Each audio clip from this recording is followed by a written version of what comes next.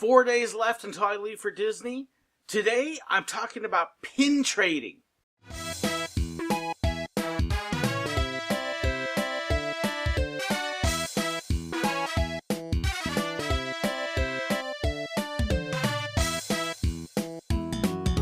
Way back when I took my kids to Disneyland for the very first time in 2001, Disneyland had just started really getting into pin trading. They'd been issuing pins for quite a while, but it was the first time my kids started to get to trade pins, and they absolutely fell in love with it. Well, needless to say, Park Addict Dad fell in behind pretty quickly as well. And especially several years later when I started working at Disney World, I really started to collect pins, and it's one of the most fun things at the parks for me to be able to do. It's one of the things I'm really looking forward to on this trip. Now, I've got a couple series of pins, which if you look at my other videos about pin trading and what I've collected over the years, I'll show you a lot of the pins. So there's some that I'm looking for, but it's been enough years that I'm really not expecting to find those. They're older pins now. This trip, I'm just looking to have some fun, and I'm getting all ready to go. It means I've got pins that are all set to trade. I found a wonderful site on Facebook called Pinderella, where you can actually order grab bags of pins, real genuine pins for a good price, and you can actually see those in one of my mail call videos where I open them up. So one of the things I got was these two sets of pins. Now, by myself, I'm not real interested in these pins, but they're great pins to trade. It means I can actually look for pins on the cast lanyards and trade those. So not only do I have those 13, I've also got a whole nother handful of others here. I came out total between what I bought in Pinderella and pulling out a couple other old pins that I don't want anymore. I've actually got about 30 pins to trade. Now, I'm not trading any pins that anybody has sent me. Don't worry. If you sent me a pin, I'm keeping those because those are special. But I've got a whole bunch of pins here that I'm ready to take down and trade with the cast members. Now, they've all got lanyards on. I'm not wearing a lanyard. I learned years ago that wearing a lanyard can get kind of itchy and sore around your neck because it's heavy. Also, if you've got just the regular rubber backs on the pins, they tend to work their way loose, and you can actually have pins falling off your lanyard while you're at the park. Not a good thing when you look for that pin you want to trade and it's gone. Especially if it's a pin you want to keep.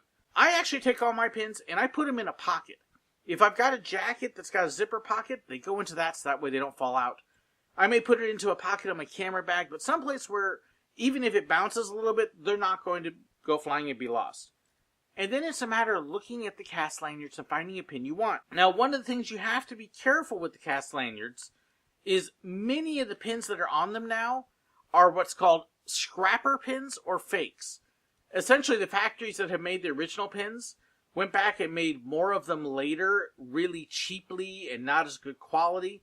And that's if you buy pins in a big lot on Amazon or eBay, that's usually what you're getting, is you're essentially getting junk pins that aren't real genuine pins, although they might look it to the untrained eye.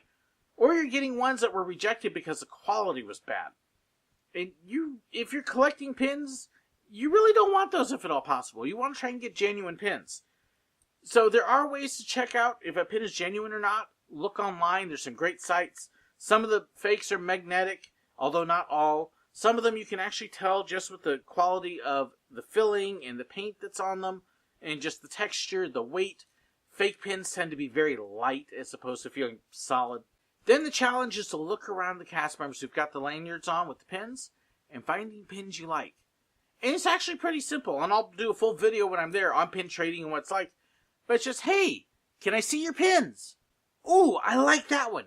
Can I trade for that pin?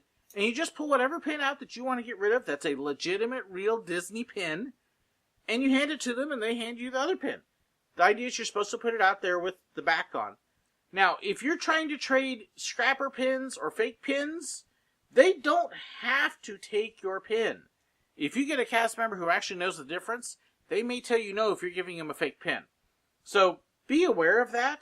Many of the cast members don't know, so please don't yell at the cast member if you've chosen a fake pin and you didn't want it. They may not know either. They're trading the pins that the company gives them. They're not supposed to be trading their personal pins while they're working. But that's one of the things I have a ball with. When we go down and when we visit, when we would bring friends for the first time, we'd introduce them to pin trading. And it's just a great way to meet cast members and talk and interact. And that's half the fun of it, is finding a cast member from someplace that you've never been, and in the course of pin trading, talking with them about where they've been and how they came to Disney and what brought them there, and comparing maybe different countries if they're from a different one. It's a great way to start talking to people. It's also a way to possibly even meet other pin traders in the parks and find something that way. So that's one of the things I'm looking forward to. Thank you for everybody who's contributed, because that's one of the deals that I was able to do is get some pins, and I can't wait to go pin trading in 4 days. Almost.